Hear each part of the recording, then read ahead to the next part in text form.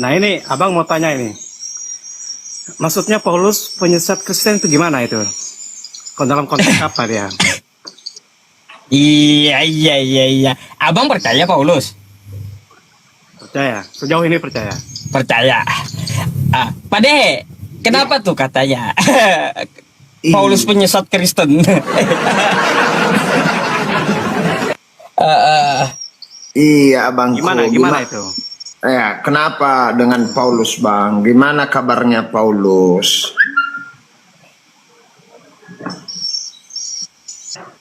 Iya. Mulai. Yang saya mau tanya begini, maksudnya keuntungannya atau kerugiannya Paulus dia menyesatkan orang Kristen itu seperti apa itu? Apa keuntungannya gitu? Oh, keuntungan, Bang. Nggak ada keuntungan, Bang. Hanya saja si Paulus ini kadang-kadang dia menyamakan dirinya dengan Tuhan.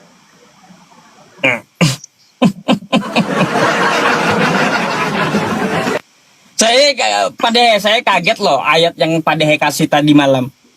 Oh, Rupanya Paulus itu paling tinggi ya. Lebih tinggi daripada Tuhan rupanya Paulus itu.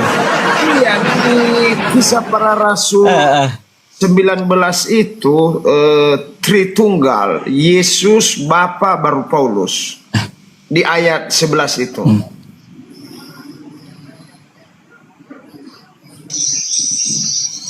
Iya, gimana Bang Sofia mengenai Paulus itu? Anda mengatakan percaya kepada Paulus. Lalu kenapa Paulus bisa memberikan mujizat kepada Allah? Bagaimana cara Paulus itu? Dalilnya Kisah Para Rasul ayat 11.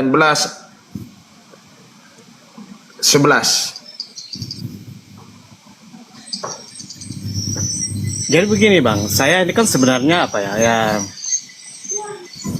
saya belum sampai sedalam itu. Mungkin ayat-ayat itu mungkin belum pernah saya baca ataupun belum pernah saya pelajari. Makanya saya malam ini saya bertanya, Paulus penyesat Kristen itu keuntungannya apa, kerugiannya apa, dan tujuannya apa begitu. Nah, iya, karena judul ini judul yang gimana ya? Menurut aku jadi tertarik gitu. Ini seperti apa begitu? Bisanya seperti itu gitu. Jadi sedikit Pak Dehe ya. Sedikit. Saya jelaskan dulu sama abang ini. Bang, ajaran Yesus dengan ajaran Paulus itu ajaran yang berbeda, Bang. Berbeda. Ajaran Yesus dengan ajaran Paulus ajaran yang berbeda. Nah, kebanyakan Kristen mengikuti Paulus. Bukan mengikuti Yesus. Nah, contoh. Contoh. Bang, abang sekarang menyembah siapa? Menyembah Allah. Bukan Yesus. Allah dalam Tritunggal. Ya, benar. Abang menyembah Yesus. Benar. Menyembah Yesus. Sedangkan Yesusnya menyuruh menyembah Allah. Tuh. Terbukti kan? Ikut Paulus Anda berarti nyembah Yesus. Gitu. Tapi itu begini, yang saya tahu ini, Pak Ustadz, dalam esensinya kita menyembah Allah itu bukan berarti kita menyembah manusianya Yesus. Kita menyembah roh Allah yang turun sebagai firman, dan firman itu bersama-sama dengan Allah. Artinya kalau Allah itu langsung turun ke muka bumi ini, ya manusia tidak mampu melihat Allah karena tidak ada kesetaraan dengan Allah. Jadi dia menyerupai atau berinkarnasi menjadi seorang hamba, menjadi seorang manusia, menjadi seorang nabi. Itu yang saya pahami Pak Ustadz ya. Jadi makanya saya judul ini luar biasa nih bagi saya, judulnya. Terus gini, sedikit ya Pak Dehe, sebentar dulu. Jadi gini Bang, coba Anda lihat apa yang terjadi di kitab Anda gitu. Terjadi di kitab Anda.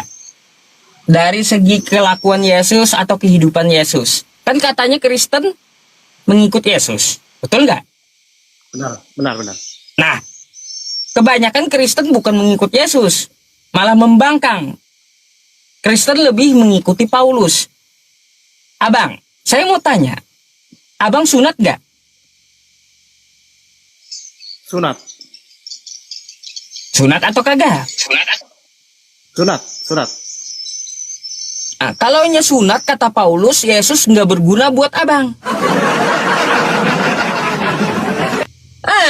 Kan tuh nggak gara-gara Paulus ya pada ya. Ajaran Paulus. Itu Ajaran buat Paulus tuh. kesehatan. Iya, alasan Anda kesehatan kata Paulus, Yesus nggak berguna buat Anda.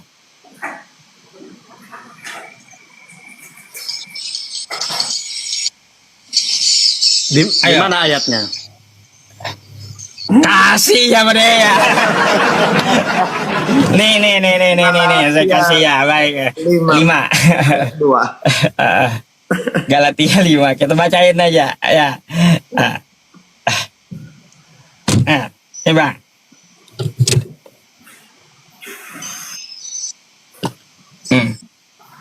Sesungguhnya, ya saya bacakan ya. Sesungguhnya aku Paulus berkata kepadamu, jikalau kamu menyunatkan dirimu, Kristus sama sekali tidak akan berguna bagimu. Tuh. Apa kata Paulus tuh? Ngapain abang sunat? Gak berguna Paulus buat Anda sekarang, Bang.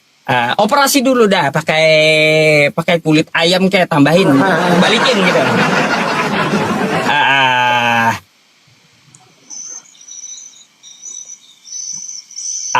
Ayo.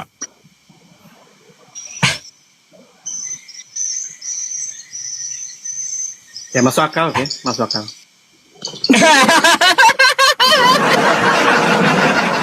Makanya sesuai judul kata saya, Paulus penyesat Kristen gitu.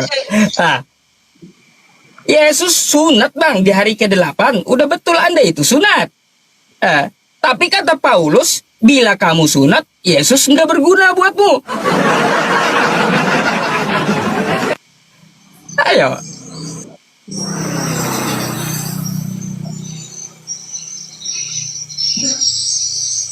Sepakat?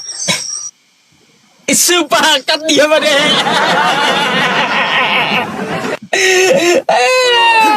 Itulah bang. Makanya gini bang ya. Lebih baik apa yang dikatakan Yesus itu yang diikuti. Di kitab Anda itu bang ada perkataan-perkataan Yesus. Kalau di aplikasi biasanya ditandain warna merah perkataan Yesus gitu. Jadi kalaunya bukan tanda merah itu bukan kata Yesus. Yesus itu seperti apa? Dia itu menegakkan hukum Taurat, menggenapi. Dia juga mengajarkan Tuhan itu Esa. Yesus itu dia bersunat bang. Dan Yesus tidak pernah mencontohkan makan babi gitu. Itu Yesus. Ajaran Yesus. Yesus tidak pernah menyuruh Anda ke gereja.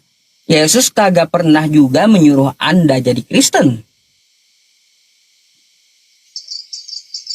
Makanya ya, makanya kata Padehe Paulus ini seperti apa Padehe? dia itu makanya pusing, ikuti. Mulai pusing dia, mulai pusing. Pak Ustadz, saya punya pertanyaan begini. Kalau memang teman-teman Muslim atau orang Muslim ya, umumnya ya, meyakini bahwa Nabi Isa atau Yesus Kristus itu adalah bagi kami sebagai Tuhan dan bagi umat Muslim mungkin sebagai Nabi. Nah, kenapa tidak diikuti? Sedangkan di dalam perkataan Yesus bahwa akulah jalan kebenaran dan hidup, ya kan? Barang siapa yang datang kepada Bapa kalau tidak melalui aku, artinya tidak bakal ketemu Bapa kalau tidak melalui beliau gitu. Itu kalau dari saya dengar dari statementnya Pak Ustadz bahwa harus mengikuti ajaran Kristus atau Nabi Isa. Sekarang Iya. saya tanya, nah, orang Muslim mengikuti itu ajaran Nabi Isa. Mengikuti, Bang. Contoh nih ya. Contoh gini. Yesus bersunat. Saya umat Muslim juga sunat. Yesus nggak pernah contohin makan babi. Kami juga haram makan babi itu. Yesus mengatakan, "Hai Bani Israel, Tuhan Allah kita, Tuhan itu Esa." Saya sembah itu Allah. Saya esakan. Terus kata Yesus, inilah hidup yang kekal itu. Mereka mengenal engkau satu-satunya Allah yang benar. Dan mengenal Yesus Kristus yang telah engkau utus. Yohanes 17 nomor 3 itu. Ya kita sembah Allah. Karena Yesus menyuruh menyembah Allah. Kan kayak gitu.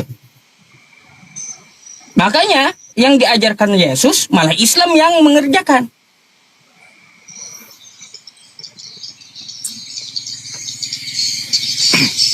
Ya benar sih sebenarnya, abang akui juga, abang mengakui Pak Ustadz ya. Memang teman-teman Muslim ini atau teman-teman Islam ini, abang lihat lebih banyak menjalankan hukum-hukum perintah Taurat. Contoh, jangan makan babi, jangan makan bangkai, dan aturan-aturan yang lain lah, hampir mirip dengan di Taurat gitu ya. Abang akui seperti itu. Kami akui, Bang, Yesus itu orang benar dalam Islam. Nabi Isa itu orang benar. Dia bukan anak hasil zina seperti yang dikatakan oleh Yahudi. Kami memuliakan dia. Dia adalah orang yang benar. Dia adalah utusan Tuhan. Itu Nabi Isa atau Yesus. Itu kami dalam Islam. Dia itu orang yang benar. Dia adalah orang yang berbakti kepada orang tuanya. Nah, sampai-sampai ajarannya pun terekam dalam Al-Quran kami gitu. Dia kan diutus untuk Bani Israel. Diutus untuk Bani Israel. Di Matius 15 nomor 24 di kitab Anda, aku diutus untuk domba yang hilang dari Bani Israel. Itu ada di Al-Quran saya. Nabi Isa kayak gitu. Quran surah Ali Imran ayat 49. Wa rasulan ila Bani Israel. Dia diutus untuk Bani Israel. Makanya kami akui Yesus itu orang benar gitu.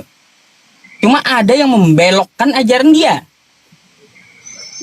Nah gitu. Terus apa kata Yesus di Lukas 4 nomor 8? Lukas 4 nomor 8, sembahlah Allah, Tuhan Allahmu, kepada dia saja engkau berbakti. Itu terekam juga di Al-Quran kami, Bang. Dia memerintahkan Nabi Isa itu terekam, memerintahkan untuk menyembah Allah. Quran surah Az-Zukhruf ayat 64. Quran surah Maryam ayat 36. Wa innallaha rabbi wa rabbukum fa'budu hadza siratum mustaqim. Kata Nabi Isa, menyembah Allah, Tuhanku dan Tuhanmu, itu adalah jalan yang lurus. Makanya saya akui Yesus itu akulah jalan kebenaran dan hidup untuk Bani Israel di saat itu, betul. Kami akui. Kami nggak menyangkal gitu. Betul di zamannya itu untuk Bani Israel. Dan dia orang yang benar. Makanya ibu kami muliakan dalam Islam. Ibunya nama surah di Al-Quran kami Maryam. Tuh, ibunya pun dimuliakan oleh Al-Quran. Jadi kalau Yahudi menuduh dia anak haram, kalau Kristen menuduh Yesus itu mati terkutuk di tiang salib. Kami enggak. Kami malah memuliakan dia. Dia tidak dibunuh, dia tidak disalib. Dia orang benar gitu. Dia orang yang berbakti kepada ibu bapaknya, kepada ibunya. Terus dia menyampaikan pesan-pesan Tuhan. Menyuruh menyembah Tuhan yang mengutus dia. Kayak gitu. Sama dengan Al-Quran saya. Wa innahu la'ilmu lis-sa'ati fala tamtarunna biha wattabi'un. Hadza siratum mustaqim. Sama. Gitu. Jadi wa ilahukum ilahu wahid itu, Bang, sudah berlaku sejak dulu. Dan Tuhan kalian adalah Tuhan yang satu.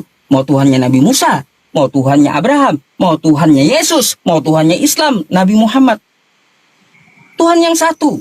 Bukan Tuhan yang sama ya, tapi Tuhan yang satu gitu.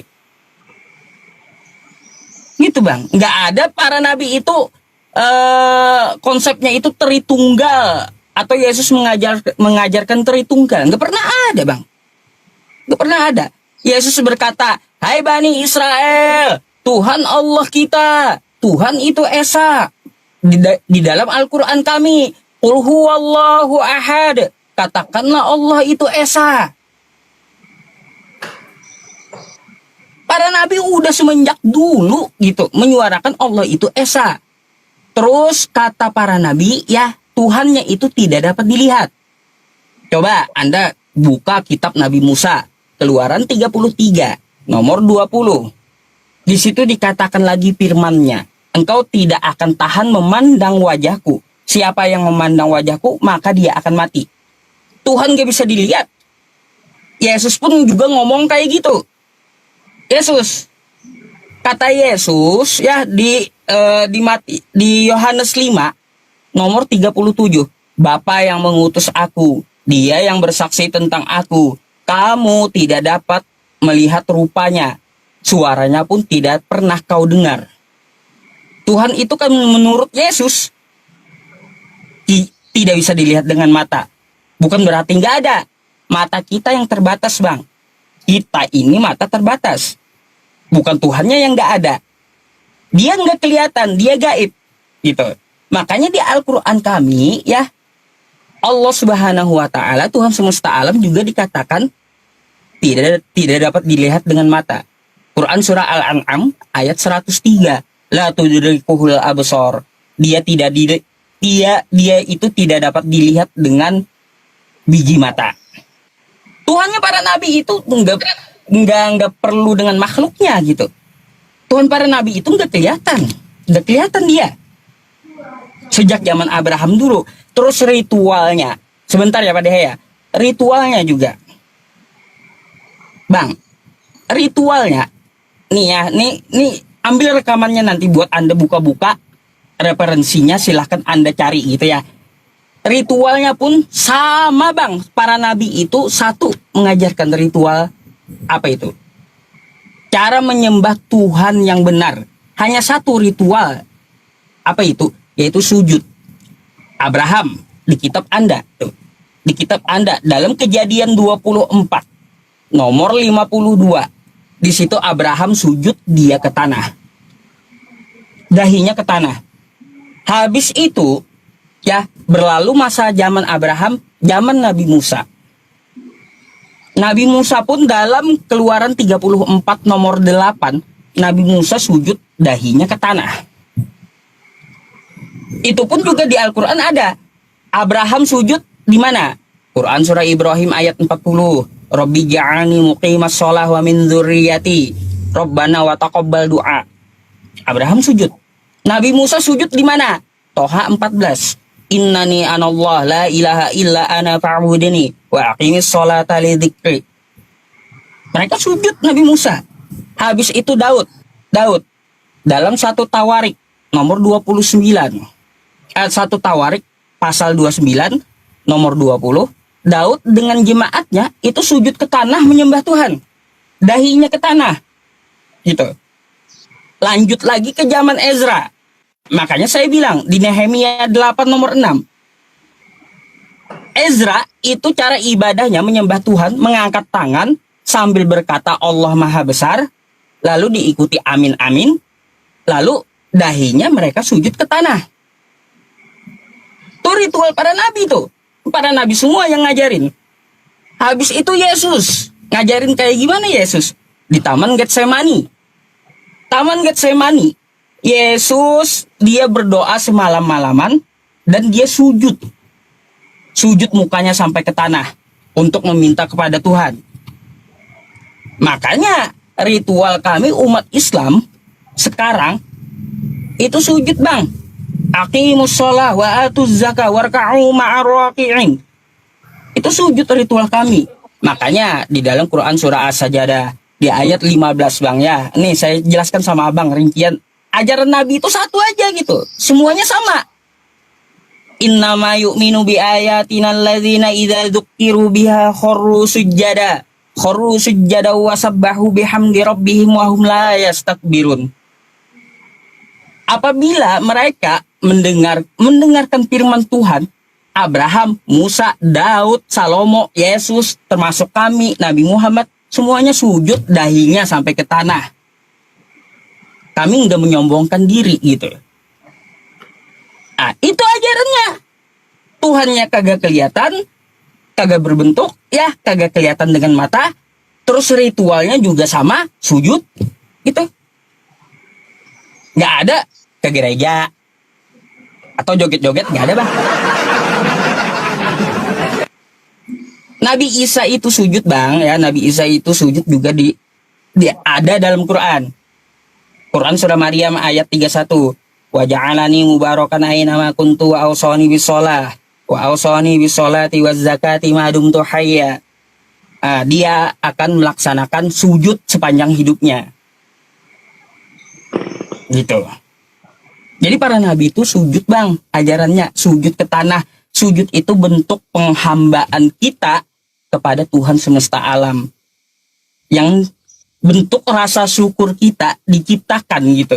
Diciptakan kita bisa menghirup napas, kita punya harta, kita punya semuanya di dunia ini. Rasa syukur kita dengan cara sujud seperti para nabi.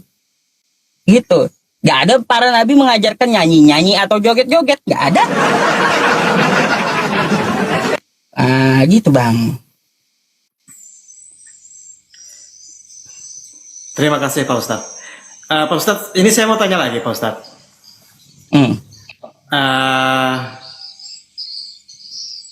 Apa namanya? Saya kan sering lihat di YouTube juga, sering lihat bahwa orang Islam itu menyembah batu hitam. Itu gimana tuh Ustadz? Ini saya tanya Pak Ustadz. Ini saya nggak mau tanya ke yang lain yang bukan ahlinya. Saya mau tanya sama ahlinya. Karena biasanya ahlinya yang bisa menjawab. Karena banyak orang kalau pandangan orang Kristen itu bahwa orang-orang Islam itu menghadap ke Ka'bah, sujud 5 kali, sholat 5 kali, itu menghadap ke Ka'bah itu menyembah batu hitam. Itu gimana? Apa itu berhala, Pak Ustadz? Karena di dalam Kekristenan itu kita harus menjaga kekudusan. Kekudusan dalam arti kita tidak boleh menyembah seperti batu, gunung, dan lain-lain sebagainya. Nah itu gimana itu Pak Ustadz? Abang kemakan hoax berarti. Nggak ada umat Islam itu nyembah batu, nggak ada bang. Nggak ada ayatnya umat Islam disuruh menyembah batu di Ka'bah tuh nggak ada. Itu cuma tuduhan. Lalu ngapain di Ka'bah itu? Di Ka'bah itu bang, kayak gini, ya ada perintahnya agar kita menghadapkan wajah ke Ka'bah itu, bukan nyembah Ka'bahnya. Bukan nyembah Ka'bahnya, bukan gitu. Wa min haitsu kharajta fawalli wajhaka syatrul masjidil haram. Quran surah Al-Baqarah ayat 144 dan 150. Dimanapun kamu berada, maka hadapkanlah wajahmu ke arah Masjidil Haram. Menghadapkan aja supaya apa? Supaya rapi seluruh dunia kami arahnya di bangunan itu gitu. Bukan berarti bangunan itu disembah, enggak. Supaya seragam ibadah kami semuanya. Gitu. Tuduhannya kan umat Islam mencium batu, menyembah batu. Enggak ada dalilnya bang. Saya kemarin bang ya, enggak ada tuh ke Arab saya nyembah batu saya sembah-sembah, enggak ada. Atau mencium batu Hajar Aswad kemarin, alhamdulillah saya sempat gitu. Sempat. Batu Hajar Aswad saya cium. Bukan berarti kami mencium itu menyembah. Masa abang mencium istri abang menyembah? Abang mencium istri. Tuh. Berarti abang menyembah istri gitu. Itu cuma arah bang. Jadi arahnya ke arah kiblat. Bukan kotak hitam Ka'bah itu atau batu itu yang Tuhan. Bukan. Itu hanya sebagai pemersatu umat Islam di seluruh dunia agar arah ibadahnya ke situ. Gitu. Jadi itu kalaunya abang mendengar Islam itu nyembah batu, tuduhan yang nggak ada dalilnya bang, nggak ada, itu tuduhan.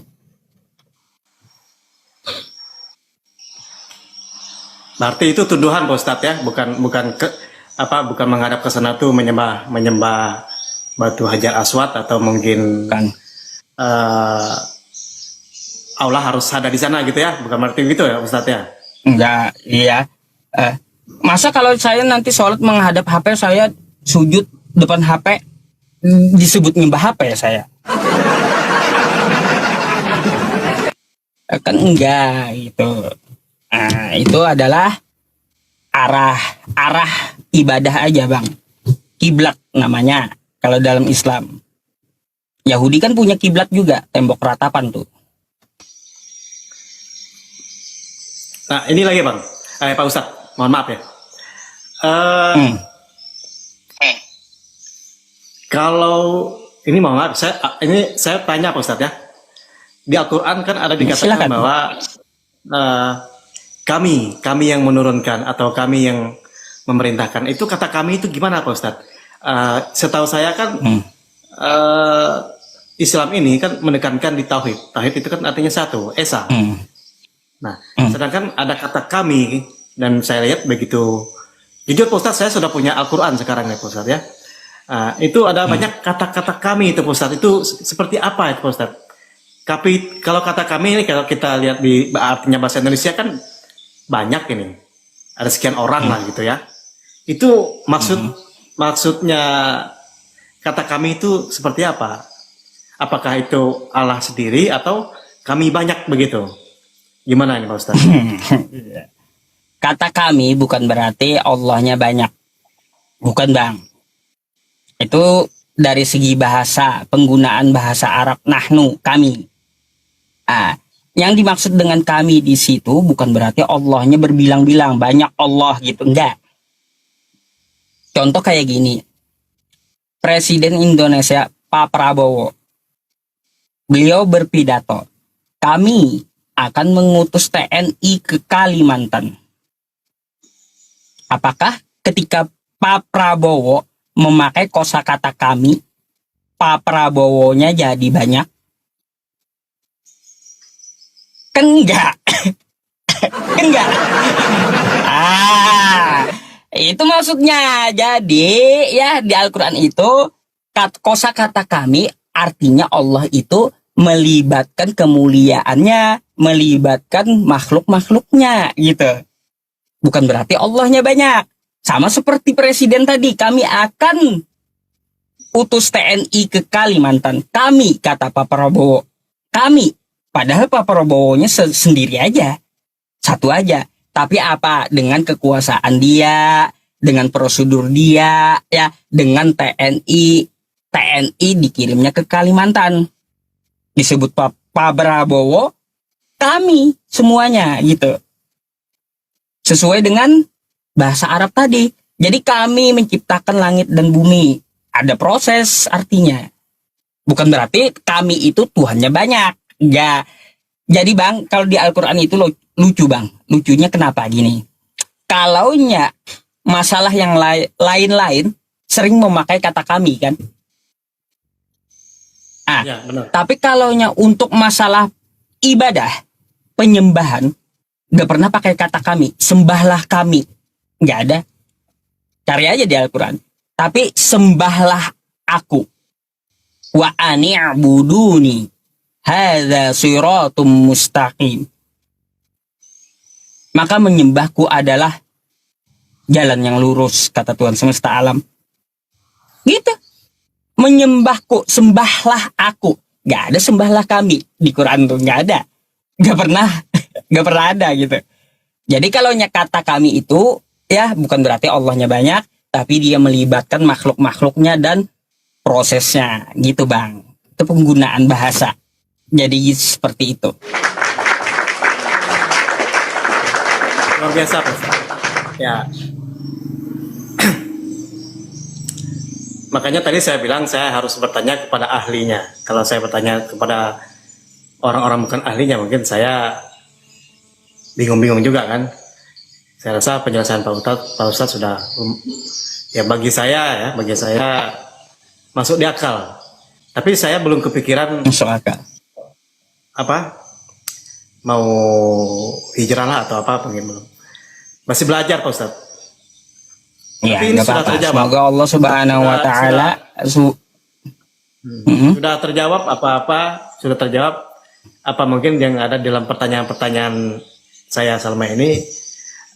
Karena yang saya tahu Islam ini kan menekankan tauhid, terus di Al-Qur'annya kok ada kata kami. Nah, sekarang saya sudah ketemu jawabannya. Jawaban yang cerdas dari Pak Ustadz. Dan ini lagi Pak Ustadz ya. Ini mohon maaf Pak Ustadz ya, jangan tersinggung Pak Ustadz ya, jangan tersinggung. nggak apa-apa. Ada enggak Pak Ustadz ayat yang di Al-Quran itu menjamin keselamatannya Nabi Muhammad? Seperti yang dikatakan oleh di dalam Alkitab kami atau di dalam Injil bahwa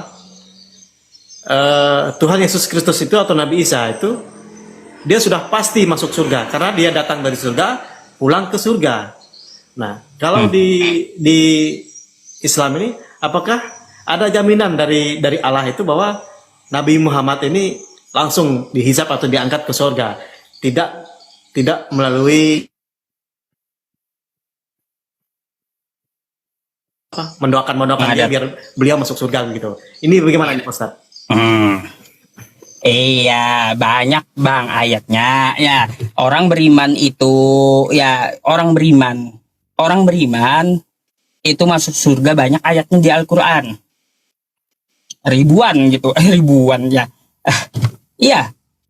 Ratusan gitu orang beriman. Apalagi Nabi Muhammad. Nabi Muhammad itu kan beliau orang yang beriman, utusan Tuhan. Maka Allah Subhanahu wa taala sudah pasti menjamin surga untuknya. Nah, kayak gitu.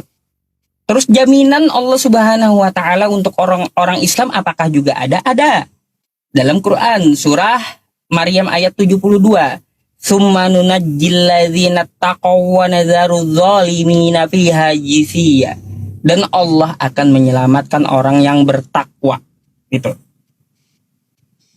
Gitu Bang. Balasannya apa? Balasannya jannah yang mengalir sungai-sungai di dalamnya. Jadi seperti itu. Ada jaminannya kalau dalam agama Islam. Ada. Terus Nabi Muhammad pun juga ada menjamin Bang. Menjamin masuk surga. Mana itu? Di ayatnya ada apa Ustaz? Saya bukakan ya.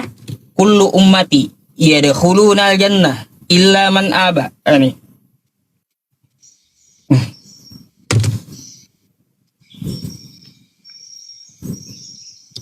Bang.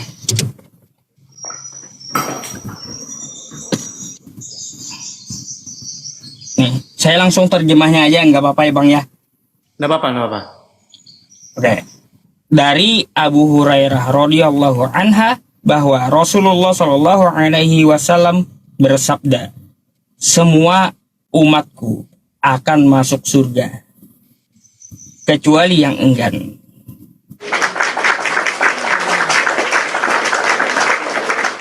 Itu kata Nabi Muhammad. Iya.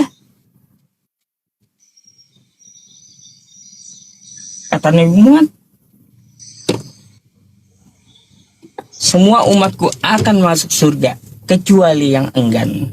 Yang enggan itu apa? Yang tidak mau mengikuti ajaran Islam. Maksudnya disuruh sholat kagak mau sholat.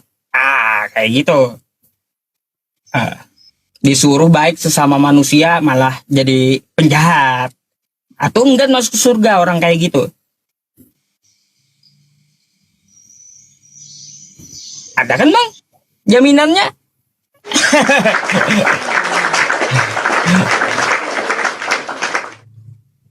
Dijamin Bang semua. Dijamin dalam Islam itu. Summa nunajjil ladzina taqaw wa nadzaru dzalimina fiha jithiya.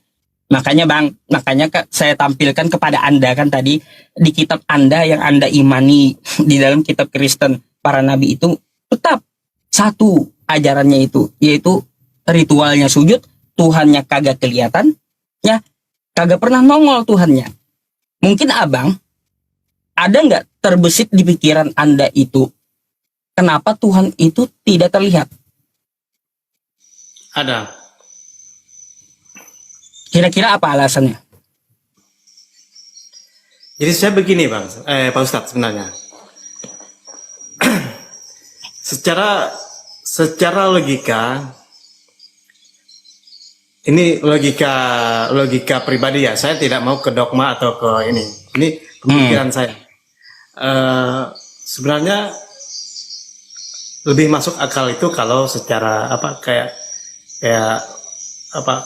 ketuhanan, istilah ketuhanan dalam Islam lah, artinya itu lebih masuk akal karena Allah itu tidak mesti harus bagaimana begitulah. Tapi di lain sisi ya saya juga meyakini bahwa Allah itu tidak terbatas. Dia mau jadi apa saja bisa gitu. Itu yang saya pikirkan.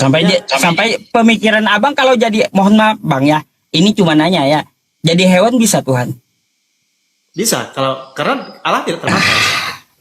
Nah. Baik bang, gini, mari saya ajak berpikir ya bang ya, pakai logika kita. Ini pakai logika ya. Saya dan kamu ya bang ya, itu sama-sama manusia kita ya. Kalau kita makan nasi di restoran itu pantas nggak kita makan nasi bang? Pantas. Pantas kan, memang makanan kita nasi ya. Oke? Tapi pantas enggak kalau kita makan kotoran? Padahal kita bisa aja menyuapkan ke mulut kita kotoran itu. Nggak pantas kan? Tidak pantas. Kita ciptaan Tuhan aja bang. Ciptaan Tuhan nih, saya dan Anda. Ada yang tidak pantas bagi kita. Apalagi bagi Tuhan.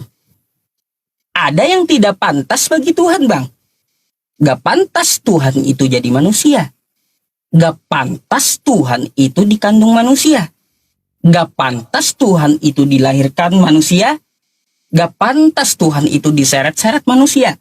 Gak pantas Tuhan itu mati. Gak pantas pula Tuhan itu sampai ditendang, diludahi.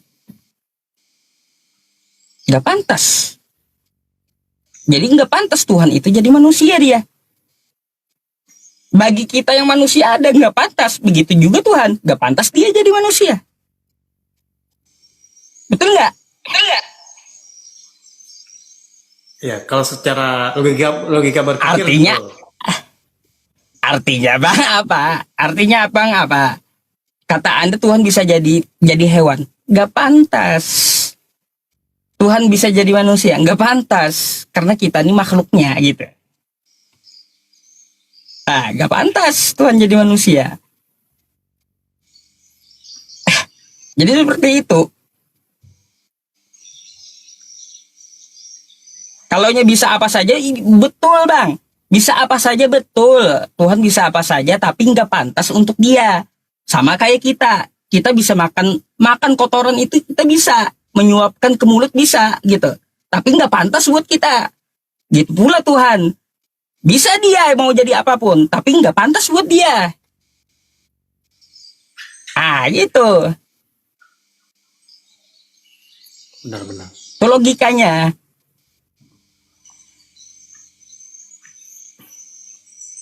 Jadi yang salah Ada lagi yang ditanyakan. Kalau menurut Pak Ustadz, yang salahnya di mana? Di Paulus menyesatkan di sini letaknya.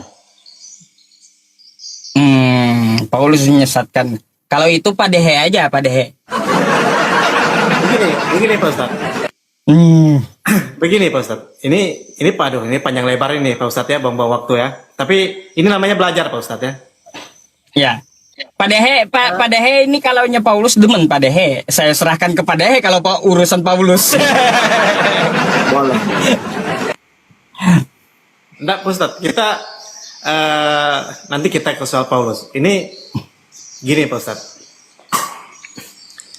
Jujur Pak Ustadz, saya ini orang Dayak. Dayak benua. Saya Dayak pendalaman Pak Ustadz. Jadi saya suku paling dalam di Kalimantan. Saya Kalimantan juga.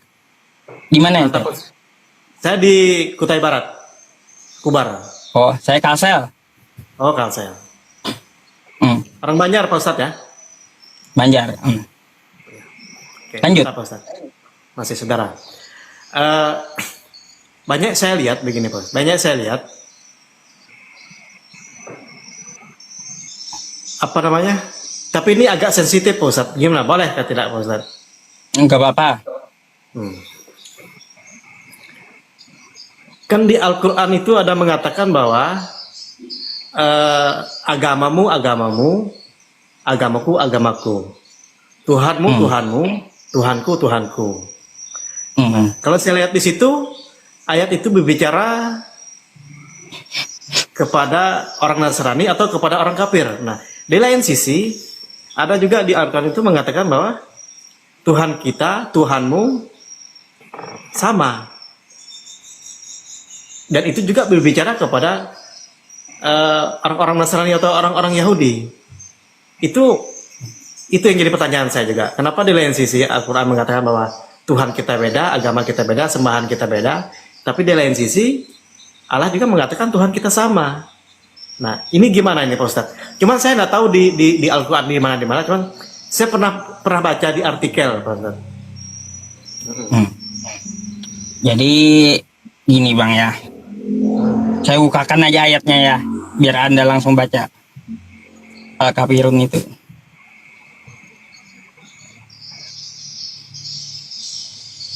Ntar. Al-Kafirun. Nih. Ya. Nih Bang. Katakanlah, hai orang-orang kafir, aku tidak akan menyembah apa yang kamu sembah. Oke? Dan kamu bukan penyembah Tuhan yang aku sembah. Terus, dan aku tidak pernah menjadi penyembah apa yang kamu sembah. Terus, dan kamu tidak pernah pula menjadi penyembah Tuhan yang aku sembah. Terus, untuk mulah agamamu dan untuk kulah agamaku. Ya. Jadi, Itu gimana itu Pak Ustadz? Kalau Tuhan itu satu, saya sepakat. Tuhan itu satu yang menciptakan langit dan bumi. Tuhannya para nabi, Tuhan Abraham, Tuhan Musa, Tuhan Nabi Daud, Tuhan Salomo, Tuhan Ezra, Tuhannya Yesus, termasuk Tuhan saya, Tuhannya Nabi Muhammad. Satu. Wa ilahukum ilahu wahid. Satu. Tapi nggak bisa kita dalam beragama kita sebut sama. Karena apa? Konsep ketuhanannya beda. Gitu. Kalau di Kristen kan, di Kristen ada Tritunggal. Kalau kita di Islam, tauhid, mengesahkan Allah gitu. Jadi nggak bisa kita sebut bahwa Tuhan kita sama. Tapi kalau kita sebut Tuhan kita satu, itu baru betul. Tuhan kita itu satu. Kalau Tuhan kita sama, nggak mungkin Bang. Karena kan di Kristen Tuhannya katanya Tuhannya di Kristen kan menjelma menjadi manusia. Mohon maaf ya, kayak gitu ya. Nggak sama. Nggak sama dengan umat Islam. Tapi yang sebenarnya Tuhan yang sejati itu adalah Tuhan yang esa, Tuhan yang satu, Tuhannya Abraham, Tuhannya Musa, Tuhannya para nabi, termasuk Tuhan Anda, Tuhannya Padehe, Tuhan saya, Tuhannya umat Islam, termasuk Tuhannya Nabi Muhammad. Satu. Gitu. Nah, lalu bagaimana kita mengetahui Tuhan itu? Tadi kan saya udah bilang sama Anda. Tuhan itu tidak dapat dilihat dengan mata. Udah, pilih dulu agama yang mana Tuhannya kagak kelihatan. Kira-kira agama apa?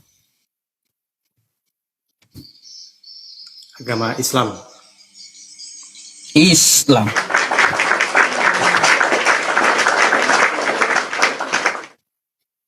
Udah, pilih dulu itu. Nah, Tuhan para nabi nggak kelihatan. Pilih dulu agamanya nggak kelihatan. Lalu alasannya kenapa nggak kelihatan, Bang? Karena itulah bentuk keadilan.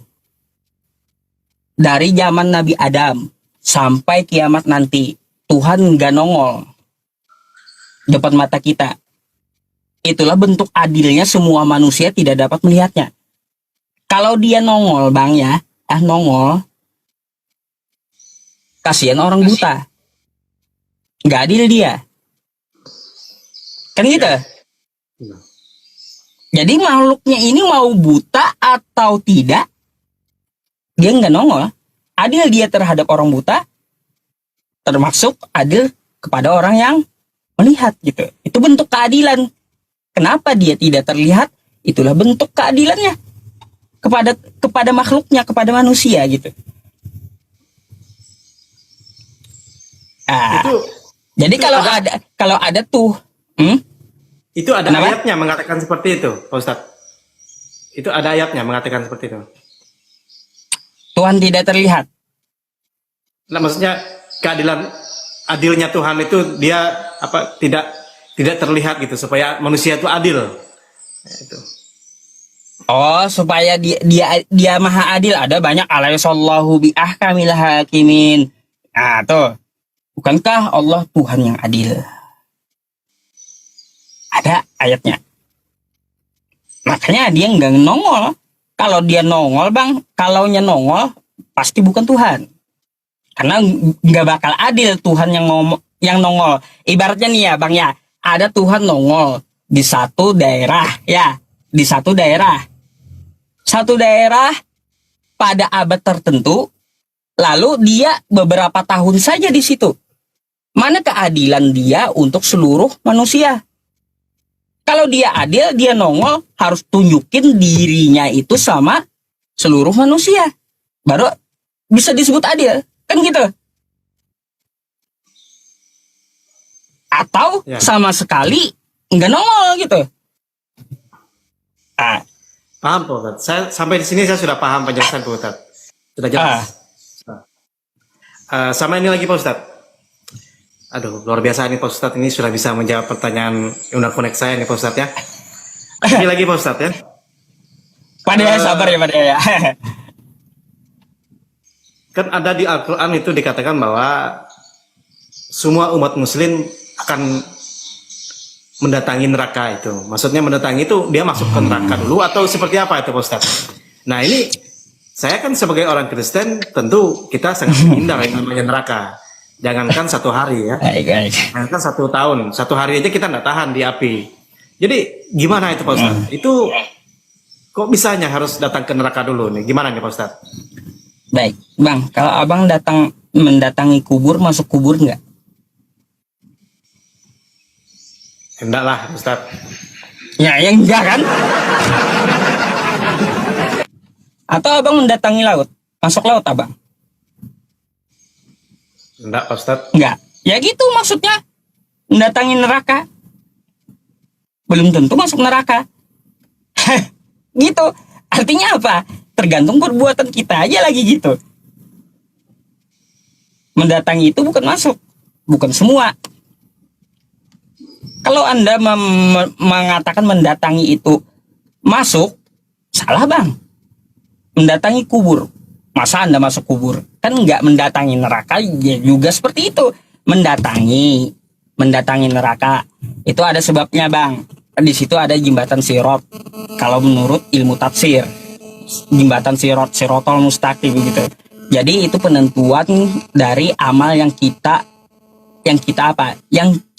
kerjakan di dunia. Kalaunya banyak jahatnya, udah kecebur ke neraka. Kalaunya dia takwa, maka dia bisa melewatinya. Gitu. Jadi kosakata mendatangi itu ya bukan masuk. Jadi di situ bang tidak kenal agama juga. Ini ayatnya, saya kasih tahu sama Anda. Yang Anda bawa itu Quran surah Maryam ayat 71. Nih, saya jelaskan kepada Anda sedikit bang ya.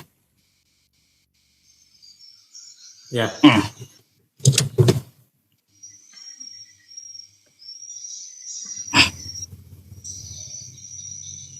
Nih, mari kita buka Maryam 71. Wa iminkum illa wariduha kana ala rabbika hatman maqdiyya. Dan tidak ada seorang pun di antaramu melainkan mendatangi neraka itu. Hal itu bagi Tuhanmu adalah suatu kemestian yang sudah ditetapkan. Lanjut. Kemudian kami akan menyelamatkan. Ada yang diselamatkan Tuhan, Bang. Orang-orang yang bertakwa. Siapa nih yang bertakwa? Kita cari ya. Siapa nih yang diselamatkan nih? Nih, kita cari ayatnya bentar. Iklan bentar ya Bang ya. Aplikasi Quran kok ada iklan. Aduh, sabar ya. Siapa Ustaz? Jadi kita cari siapa yang bertakwa. Yang diselamatkan tadi siapa? Ini Bang.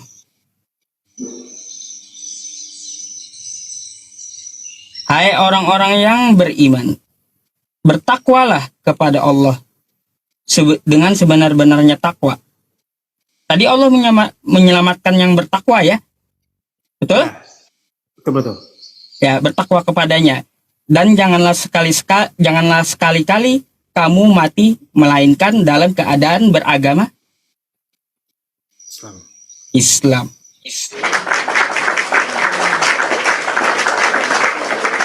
Jadi yang mendatangi neraka tadi Allah menyelamatkan umat Islam. Gitu Bang. 71. Bentar ya Ariam. Jadi yang di sini maksudnya kemudian kami akan menyelamatkan orang-orang bertakwa, kami akan menyelamatkan orang-orang Islam dan membiarkan orang-orang yang zalim di dalam neraka dalam keadaan berlutut. Berarti yang datang Jawab. itu bukan, berarti yang datang ke sana itu tadi bukan cuma orang Islam aja, artinya seluruh manusia gitu. Seluruh manusia. Yang Islam difilter. Gitu. Yang Islam ditolong karena imannya, karena perbuatannya. Gitu, Bang. Logis kan kalau saya jelasin? Logis Pak Ustaz.